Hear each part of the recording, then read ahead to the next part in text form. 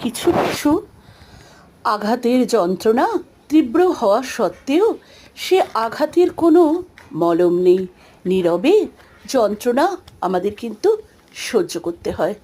হৃদয় চূর্ণ বিচীর্ণ করে দেয়, তবু মৃত্যুকে আলিঙ্গন করা যায় না। জীবন্ত লাশ হয়ে জীবন কাটাতে হয়। এত সুন্দর দৃশ্য দেখে হয়তো বন্ধুরা অনেক কথাই মনে আসছে, তবুও এত সুন্দর লেখাটা মনে হলো একটু আপনাদের সামনে তুলে ধরি। এই অপার সৌন্দর্য দেখে সত্যি অনেক গানের লাইন, অনেক কবিতার লাইন মনে পড়ে যাচ্ছে।